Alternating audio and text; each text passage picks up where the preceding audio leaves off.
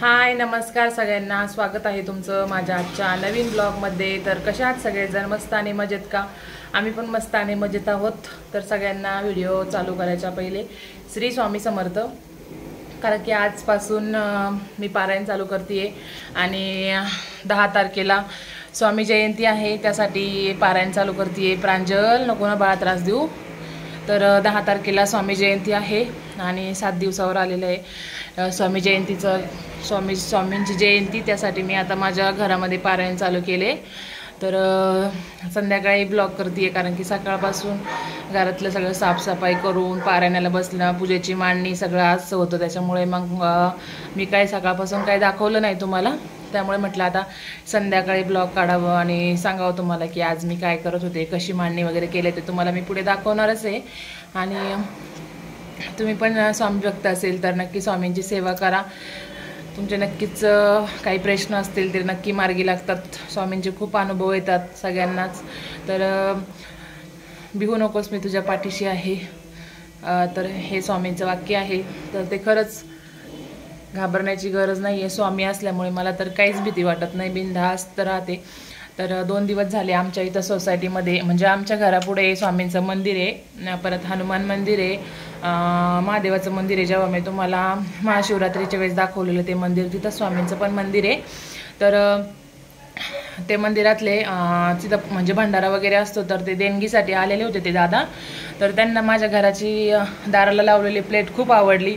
ते बोलले ताई तुम्ही दाराला खूप छान प्लेट लावली। मग मी म्हटलं हो, म्हटलं दादा मी स्वामींची सेवा करते। परत मी अक्कलकोटला गेले होते म्हटलं, तेव्हा मी ती प्लेट आणली होती, मला खूप आवडली म्हटलं ती प्लेट। तर ते बोलले खरंच खूप सुंदर म्हणे, खूप छान लावलं मला। तेव्हा ते असं बोलल्यावरती मला खूप छान वाटलं होतं। म्हटलं बघा कोणीतरी आपल्याला असं छान करताय, चांगलं करताय असं जर म्हटलं तर मग अजून प्रोत्साहन होतं, चांगलं वाटतं। तर मी असं म्हणजे प्लेट्स पण तुम्हाला मी जेव्हा तो ब्लॉग बनवलेला आहे ना होम टूरचा, त्यामध्ये ती कोणती नावाची प्लेट आहे ती पण दाखवली आहे। आणि आता पण पुढं मी तुम्हाला दाखवते ती प्लेट, मी म्हणजे कोणती नावाची प्लेट आहे। रांगोळी वगैरे काढली होती, सकाळी गोमूत्र हळदीचं लेपन पण केलं होतं, दरवाजाला उंबरट्यावरती रांगोळी पण काढली, सगळं घर स्वच्छ करून पूजा मांडणी केली। परत 2 तास लागतात श्री गुरुचरित्र वाचायला, तर 2 तास मस्त दुपारी वाचन केलं 12:30 नंतर। सगळं निवांत कामावरल्यावरती घाई गडबड काहीच केलं नाही, कारण की प्रांजल पण आहे घरामध्ये आणि सकाळी यांचा टिफिन वगैरे असतो, मग मला सकाळी नाही जमत करायला। केंद्रामध्ये होतं तेव्हा मी सकाळीच करायची, कारण केंद्रात कसं स्वयंपाक थांब ना बाळा, स्वयंपाक करून मग मी जायची केंद्रामध्ये।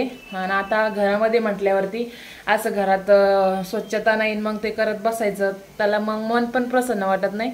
मग मी सगळं स्वच्छ करते आणि मग करायला बसले, मग म्हणजे पारायण वाचायला बसले, तर मग मला छान वाटलं, मन प्रसन्न पण वाटलं। 2 तास छान मन प्रसन्न होतं, मनात कशाचीच भीती वाटत नाही किंवा चिंता पण येत नाही। तर चला मी पुढं तुम्हाला दाखवते मी कसं कसं मांडणी पण केली आहे आणि आमच्या दरवाजाला कशाची कोणत्या नावाची प्लेट आहे ते तर मी दाखवते तुम्हाला आमच्या दरवाजावर कोणते प्लेट आहे। तर हळदीचं लेपन पण केलेलं आहे मी। तर बघा इथं ही नावाची प्लेट आहे, तुम्हाला हे बॅक कॅमेऱ्याने दाखवते म्हणजे तुम्हाला ते व्यवस्थित पण दिसेल। आणि तुम्हाला जर अशी नक्की प्लेट भेटली कुठे केंद्रात भेटली तर केंद्रातून घ्या, जर अक्कलकोटला गेले तुम्ही तर अक्कलकोटला घेतली तरी चालेल, पण आवर्जून आपल्या घराच्या दारावरती ही प्लेट लावा, कशाचीच भीती राहणार नाही। तर तुम्हाला दाखवते मी बॅकच्या कॅमेऱ्याने। बघा ही प्लेट आहे मी दरवाजाला लावलेली आणि शुभ लाभ काढलेलं आहे। तर बघा हे घर स्वामींचे आहे, आम्ही स्वामींच्या घरात राहतो। ही प्लेट त्या दादांना खूप आवडली, तर ते बोलले तुम्ही ही स्वामींची प्लेट खूप छान लावली आहे, तर तुम्हाला पण आवडली का कमेंटमध्ये मला नक्की सांगा। बघा मी ही रांगोळी काढलेली आज बाहेर आणि हळदीचं लेपन पण केलेलं आहे।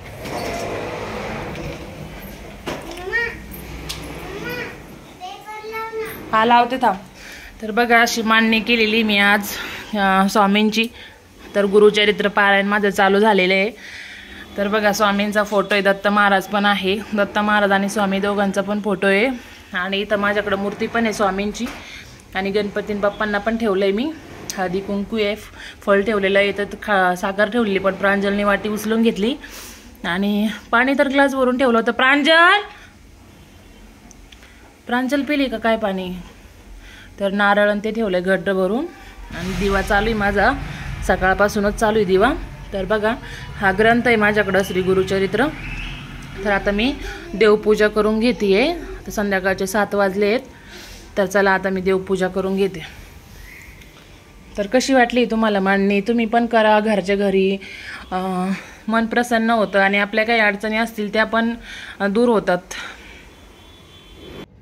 बघा, आता संध्याकाळची माझी दिवाबत्ती चालू झालेली आहे. म्हटलं दिवा तर सकाळपासून स्वामींपुढं चालूच आहे, पण मंदिरामध्ये विजला होता. तर मंदिरात पण पूजा करते, अगरबत्ती लावते. संध्याकाळचं सायंकाळचा दिवाबत्ती करायला चांगलं वाटतं. तर म्हटलं चला आरती पण करून घेऊ. तर मग आता इथं मी दिवा वगैरे लावून घेते, अगरबत्ती लावून घेते. प्रांजल खूप त्रास देत होती मधी. तिला बोललं शांत बस, तिला बाहेर गाडी खेळायची होती. ती बोलली मला बाहेर गाडी खेळायला जायचं. म्हटलं दार उघड आणि खेळ, जास्त लांब जाऊ नको, फक्त नाही का घरासमोर थोडीशी जागा आहे खेळायला सोसायटीमध्ये. तर तिथं खेळत असते गाडी. तर तिचं चालू होतं खेळायचं काम आणि मग माझं चालू होतं देवपूजा करायचं. तर स्वामींपुढं 2 अगरबत्ती लावली आणि मग त्या मंदिरात पण अगरबत्ती लावली. आणि तिकडल्या मंदिरात पण स्वामींचा फोटो आहे, फक्त दत्त महाराजांचा फोटो नव्हता, फक्त स्वामींचा होता. आणि हा जो फोटो आहे माझ्याकडे तो दत्त महाराज आणि स्वामी दोघं पण आहे, म्हणून मग मला तो फोटो पाहिजे होता दोघांचा पण. त्यामुळे मग मी तो फोटो ठेवला आहे. आणि हा जो फोटो आहे मी पारायणाला ठेवलेला आहे, तो फोटो आमच्या शॉपमधला आहे. प्रांजलच्या पप्पांना मी आणायला सांगितलं रात्री. तर ते 10:30 वाजता आले, त्यांना काही ध्यानातच नाही हा फोटो आणायचा. मग मी त्यांना परत सांगितलं की म्हटलं परत जा तुम्ही आणि मला फोटो पाहिजे म्हटलं तो पूजेसाठी उद्या. ते बोलले कर ना ॲड्रेस या फोटोमध्ये. म्हटलं नाही, दत्त महाराज नाही आहे त्या फोटोंमध्ये आणि पारायणाला गुरु पण पाहिजे सोबत. त्यामुळे मग स्वामींचे गुरु दत्त महाराज आहे, तर म्हटलं ते पण आणा, फोटो तोच पाहिजे मला. मग त्यांनी मला ते रात्री 12 वाजता जाऊन शॉप उघडलं आणि मग तो मला प्रांजल आणि ते 2 जण गेले आणि मग तो फोटो मला घेऊन आले. मग मी सकाळी पूजा वगैरे मांडणी केली. आणि काल ते पण करून ठेवलं होतं मी, 4 कुत्र्यांना आणि 1 गाईला चपाती द्यायची असते पोळी, तर ते पण नैवेद्य करून ठेवलं होता. मी म्हटलं ते लवकर आले तर लवकर जाईन, पण ते उशिरा आले. मग उशिरा त्यांनीच मग जाताना 11 वाजता 11-11:30ला मग जाताना त्यांनी मग तो नैवेद्य दिला, 4 कुत्रे आणि 1 गाईला. तर असं काहीतरी आहे, मग ते नैवेद्य वगैरे द्यावा लागतो असं गुरुचरित्रामध्ये लिहिलेलं आहे, 4 कुत्रे आणि 1 गाईला नैवेद्य द्यायचा. मग तसं मी पण केलं. मग दुसऱ्या दिवशी पारायणाला सुरुवात करता येते. तर बघा, मी पण मुजरा केला आणि प्रांजलने पण इथं स्वामींना मुजरा केला. तर प्रांजल बघा कशी मुजरा करते. आपण जसं करतो तसं मुलं पण आपलं अनुकरण करत असतात. त्यामुळे आपण पण देवाची भक्ती करताना मुलांना पण जवळ घेतलं पाहिजे, मग त्यांना पण कळतं. अशा पद्धतीने माझी आजची पूजा पण झालेली आहे आणि ते प्लेट पण दाखवली तुम्हाला दरवाजाची. तर तुम्हाला अजून एक गोष्ट सांगायची आहे की मी जिथं केंद्रामध्ये जात होती ना, तर त्या केंद्रामध्ये ना ते केंद्र बंद झालं आहे, काहीतरी इश्यू झाला आहे. मला म्हणजे खूप असं लोकांवरती किती हे असं वाईट वाटतं की देवाला सुद्धा लोक सोडत नाही. असं नाही करायला पाहिजे लोकांनी, नाही का. देवाच्या देवळात जाऊन देवाच्या मूर्ती चोरणं किंवा देवाच्या देवळात जाऊन काही वेगळं कारनामे करणं, देव तर बघतच असतो, त्याची शिक्षा आपल्याला भेटत असते. पण मला खूप म्हणजे वाईट वाटलं माझ्या मनालाच की मी त्या केंद्रामध्ये जात होते, ते केंद्र बंद झालं आहे. मग आतासुद्धा मी त्या केंद्रामध्येच पारायण केलं असतं, पण त्यामुळेच माझं घरामध्ये पारायणाला बसावं लागलं आहे मला. तर का बरं बंद झालं आहे, तर काहीतरी इश्यू झाला आहे तिथं. कोणतरी एक मुलगा होता, 1-2 मुलं होते रात्रीचे तिथं, वॉचमॅन काका होते समोरच्या सोसायटीमध्ये. तर त्यांच्याकडून चावी घ्यायचे आणि रात्री केंद्रात जायचे 12-1 वाजता. तर असं बऱ्याच वेळा घडलंय वाटतं तिथं. तर अजून काहीतरी इश्यू झाला आहे, पण ते काही कोणी सांगत नाही आहे ग्रुपवरती. मला जेवढी माहिती भेटली तेवढी तुमच्यापर्यंत पोहोचवते. तर असं काही म्हणजे केंद्रामध्ये किंवा मंदिरामध्ये असं काही जाऊन वाईट वक्त करू नये. देवाला तरी असं देवासमोर तरी काही म्हणजे असं वाईट घटना घडायला नाही पाहिजे. पण तिथं कसं काय घडलं काही कळत नाही आहे. आणि एकदमच ते मंदिर म्हणजे स्वामींचं केंद्र आहे ते बंद पडलं आहे, म्हणजे बंदच केलं आहे. आणि तो काही इश्यू जो आहे तो डायरेक्ट दिंडोरीपर्यंत गेलेला आहे. त्यामुळे दिंडोरीवरून पण त्यांना आदेश आला आहे की केंद्र चालू नाही करायचं, बंद ठेवा. तर मला पण खूप म्हणजे असं मनामध्ये असं वाटत होतं की मी केंद्रामध्ये पारायण करेल, कारण की केंद्रामध्ये पारायण केल्यानंतर त्याचं जे फळ असतं ते 100 पटीने आपल्याला भेटत असतं. आणि घरी केल्यावरती 1च पट आपल्याला ते फळ भेटतं असतं, म्हणजे 100 पैकी 1 पट आपल्याला फक्त फळ भेटतं. आणि केंद्रामध्ये गेलं तर 100% फळ आपल्याला भेटतं. तर जाऊ द्या, असू द्या, घरामध्ये पण केलं तर चांगलंच असतं. आपल्या घरामध्ये काही अडचणी असेल, दोष असेल, ते पण नष्ट होतात. तर महिन्यातून एकदा जरी पारायण घरात झालं तर ते पण चांगलं असतं, पण केंद्रामध्ये केल्यावर ते अतिउत्तम असतं असं म्हणतात. तर मला ते केंद्र मी 2 वेळा जाऊन आले, पण ते केंद्र बंदच होतं. मग त्या वॉचमॅन काकांना शेवटी विचारलं, काका हे केंद्र बंद काय? तर मग त्या काकांनी मला सांगितलं की असं असं झालंय, अशी मुलं येत होते, अजून काहीतरी प्रकरण वाढलंय, त्यामुळे दिंडोरीवरूनच दादांनी सांगितले की केंद्र बंद करा म्हणून. तर मग ते केंद्र बंद आहे. दुसऱ्या ठिकाणी पण भूमिपूजन झालंय, पण तिथं पण काहीतरी अडचण आली, तिथं पण बंद झालं.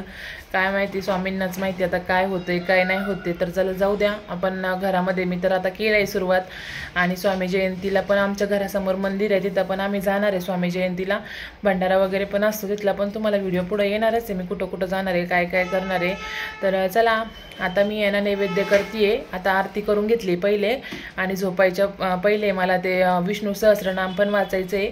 म्हणजे दिवसभरामध्ये माझ्याकडून काही चुकी झाली असेल वाचनामध्ये का कशामध्ये बोलण्यामध्ये, तर त्या चुकीचं मला माफी भेटावी म्हणून असं काही आहे. विष्णू सहस्रनाम वाचायला पाहिजे का पारायण चालू असल्यावरती. तर रोज संध्याकाळी झोपण्याच्या पहिले मला विष्णू सहस्रनाम वाचायचं आहे. तर आता आरती झाली संध्याकाळची, नैवेद्य बनवायचं. तर मी आज प्रांजलची पप्पा त्यांच्यासाठी शेंगदाण्याची भाजी बनवते, बटाट्याची नाही का पिवळी भाजी, आणि माझ्यासाठी बटाट्याची चटणी करते, कारण की मला शेंगदाण्याचं आता 7 दिवस खायचं नाही आहे, अद्रक लसूण पण खायचं नाही आहे. फक्त आता हिरवी मिरची आणि टेस्ट टाकून मला भाजी बनवायची आहे. हिरवी मिरचीच टाकायची मला, कोथिंबीर आणि हिरवी मिरची, कारण की लसूण अद्रक खायचं नाही आहे. एक धान्य खायचं आहे, गव्हाची चपाती तर गव्हाची चपाती, कडधान्य पण खायचं नाही आहे, डाळी साळी पण काहीच खायचं नाही आहे. तर दुसऱ्याच्या हातचं पण काही खायचं नाही आहे. 7 दिवस आपल्या आपल्या घरातलंच खायचं आहे. तर चला, आजचा व्हिडिओ तुम्हाला एवढंच सांगायचं होतं की म्हणजे केंद्रामध्ये पण काय झालं, आणि मी पण घरामध्ये आज पारायण चालू केले, ते तुमच्यापर्यंत पोहोचवलं आहे. तर बरेच जण विचारतात की पारायण कसं करायचं, काय करायचं, त्याच्यावर पण एक ब्लॉग मी बनवणार आहे, कसं करणार आहे, काय करतात, किती म्हणजे काय काय असतं नियम वगैरे. तर माझ्या एक मैत्रीण होती, तिने पण चालू केलं, तिचं पण थोडा संसारामध्ये प्रॉब्लेम येत होता, पण तिचं पण खूप छान सुरळीत चालू झाले. तिची स्वामी सेवा, तिचा एक दिवस अनुभव पण मी शेअर करेल ग्रुप म्हणजे ब्लॉगमध्ये.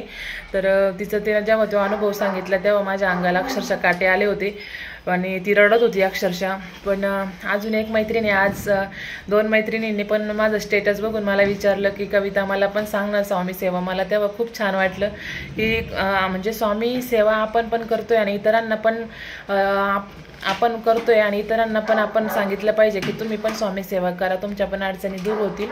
तर त्या मैत्रिणींना पण सांगितलं तुम्ही पण करा, खूप छान आहे. स्वामी नक्की अनुभव देतात, आणि सगळे आपले प्रश्न ते आहे सोडवतात. तर त्या पण नक्की ट्राय करणारी एक मैत्रीण तर आहे, ती माझी प्रेग्नेंट आहे. ती पण म्हणे मला पण प्रेग्नेन्सीमध्ये चांगलं सगळं सुखरूप व्हावं, याच्यासाठी स्वामींची सेवा करायची आहे. तर तिला बोललं मी नक्की सेवा कर, सगळं तुझं चांगलं होईल आणि काहीच प्रॉब्लेम येणार नाही. तर चला, बोललो तेवढं खूप आहे स्वामींची सेवाविषयी. स्वामींचं मार्गदर्शन पण खूप आहे. तर चला, अशाच आपले नवीन नवीन ब्लॉग येत राहतील, आणि स्वामी सेवा पण चालू राहत राहील. तुम्ही पण स्वामी सेवा करा, हीच माझी कळकळीची विनंती आहे तुम्हाला. तुमच्या पण अडचणी नक्की दूर होतील. तर चला, आजचा व्हिडिओ इथपर्यंतच आहे. तर आवडला असेल तर नक्की लाईक करा, आणि तुम्ही पण स्वामी भक्त व्हा. तर चला, भेटूया अशाच नेक्स्ट व्हिडिओमध्ये. तोपर्यंत सगळ्यांना बाय बाय, आणि श्री स्वामी समर्थ.